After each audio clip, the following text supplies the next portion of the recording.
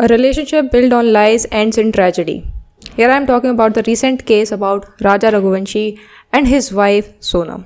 जब से ये केस मीडिया में आया है, everyone is talking about कि अरेंज मैरिज तो करनी ही नहीं चाहिए.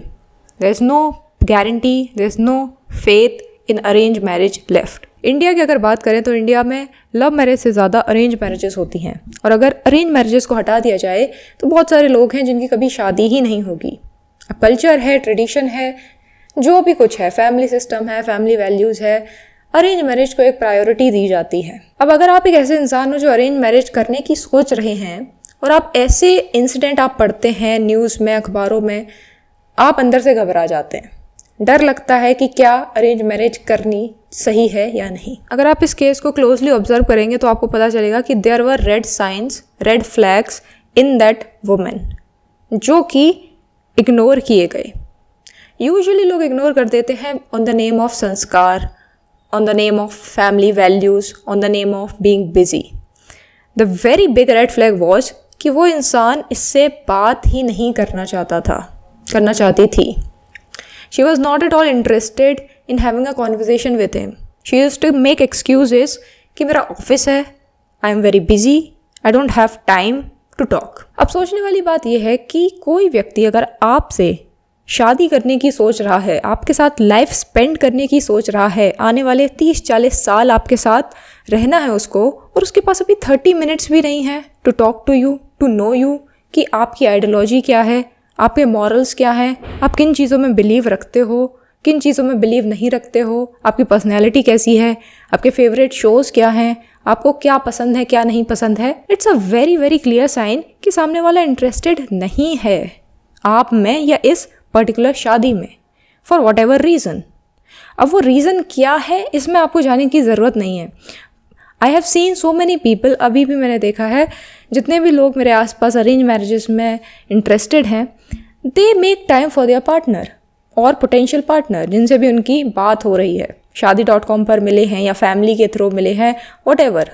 दे मेक श्योर कि वो बात करें, जाने समझें, बी इट अ फीमेल और बी इट अ मेल, चाहे कोई हो, यहाँ लड़का लड़की दोनों के लिए I am saying this, they make time.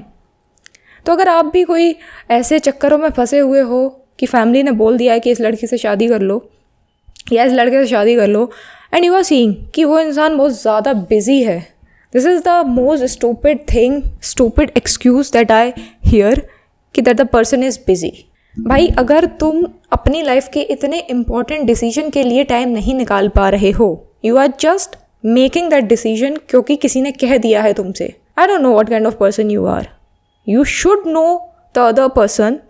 जितना आप उससे बात करोगे, जानोगे, समझोगे, उसके साथ टाइम स्पेंड करोगे, उतना आप समझ पाओगे कि ये इंसान एक्चुअली में है कैसा. अगर कोई भी, आप लड़का देखने गए या लड़की देखने गए और उसने बस ऐसे ही आपको देख कर हाँ कर दिया, वॉट इज़ द पॉइंट? वो basically what they are interested in, they are not at all interested in you. या तो फिर कोई और ही कारण रहे होंगे आपसे हाँ बोलने के, आपके पास पैसा ज़्यादा होगा, या आप दिखने में बहुत खूबसूरत होंगे, all these superficial external things may be. क्या वो आपको जानने में इंटरेस्टेड है या नहीं, दिस इज़ वेरी इंपॉर्टेंट. अगर वो ऐसा नहीं कर रहा है, run as fast as you can. अब हाँ, बहुत सारे लोग बोलेंगे कि नहीं, हर केस में ऐसा नहीं होता. डेफिनेटली ऐसा हर केस में नहीं होता, बट वो एक्सेप्शंस भी होते हैं. मैंने देखे हैं, there are people who were in love with someone else and after they got married they changed, now they are loving their partner. होता है ऐसा भी, पर क्या आप उस केस को कंसिडर करके रिस्क लेना चाहते हो? ये आपकी अपनी मर्ज़ी है. आई तो विल सजेस्ट कि आप ऐसा रिस्क ना लें. अगर सामने वाला इंसान जिससे आप मिलने गए हो, अगर वो मना कर रहा है या आप में इंटरेस्ट नहीं दे रहा है, आपको इंटरेस्ट नहीं दिख रहा है उसकी तरफ से, आपको रीज़न जानने की ज़रूरत नहीं है. कई बार रीज़न कुछ ऐसे होते हैं that they don't want to tell. अब इसी केस में अगर इस लड़की से पूछा जाता कि what is the reason why you are saying no for this marriage, maybe वो नहीं बताती obviously. Same in the case of boys. अगर कोई लड़का आपको टाइम नहीं दे रहा है, बोल रहा है I am very busy, I don't have time, मेरा ऑफिस होता है, ये होता है, फलाना ढमकाना, वो इंटरेस्टेड नहीं है, मे बी उसको कोई और पसंद है, या कुछ भी रीज़न हो सकता है, मे बी उसको नहीं करनी है शादी आपसे, maybe there are certain things in you that he don't like. आपको जानने की ज़रूरत नहीं है, क्योंकि आप एक ऐसी लाइफ नहीं जीना चाहोगे कि आपको आने वाले 20-30 साल अंडर वैल्यूड फील हो, अनवांटेड फील हो, अनलव्ड फील हो. Do you really want such partner? I mean, why a human being choose a relationship? वैसे ही इंसान सिंगल चल रहा होता है, जीवन चल ही रहा है. अगर कोई इंसान किसी रिलेशनशिप में जाता है या शादी वादी करने की सोचता है तो दे वांट कि अभी जो लाइफ चल रही है, let's say it's on number 6 और 7 आउट ऑफ 10, वो चाहता है कि शादी करने के बाद मेरी लाइफ एटलीस्ट 8 या 9 पर आ जाए. थोड़ी कामनेस, थोड़ी पीस, थोड़ा जॉय, थोड़ी हैप्पीनेस, थोड़ी अच्छी फीलिंग्स लाइफ में ऐड हो. इसलिए वो किसी दूसरे व्यक्ति को इनवाइट करता है अपनी लाइफ में. And if you are seeing कि इस इंसान के आने से मेरी लाइफ में जो 6-7 थी अब वो 2 और 3 पर पहुंच रही है, what is the point? Say no to such matches and be very careful in choosing your partner, especially if you are going for arranged marriage. क्योंकि बहुत सारे चांसेस हैं अरेंज मैरिज में फ्रॉड होने के. लोग झूठ बहुत आसानी से बोल सकते हैं. You will have no idea, क्योंकि आप उस इंसान को जानते ही नहीं हो. और फैमिली किस लेवल तक जान पाएंगी? फैमिली सिर्फ फैमिली को जानती हैं. इंसान को आप ही जानोगे and it is your duty to know them well. And I really don't get it. ये संस्कारों के नाम पे जब बोलते कि नहीं, I was watching one of the video और उसमें ये बताया गया कि हाँ हमारी बेटी बात नहीं करती क्योंकि हमारे यहाँ ये संस्कार नहीं है.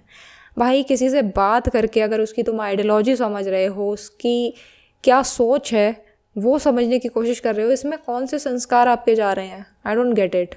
किसी से बात करने में अगर आपके संस्कार जा रहे हैं, आई डोंट नो आपने संस्कार कहाँ रखे हुए हैं कि जो आपके संस्कार किसी से बात करने में ही चले जाते हैं.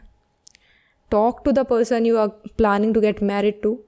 जानो कि भाई अलग अलग सिचुएशन में वो कैसे बिहेव करता है. Know that person very well.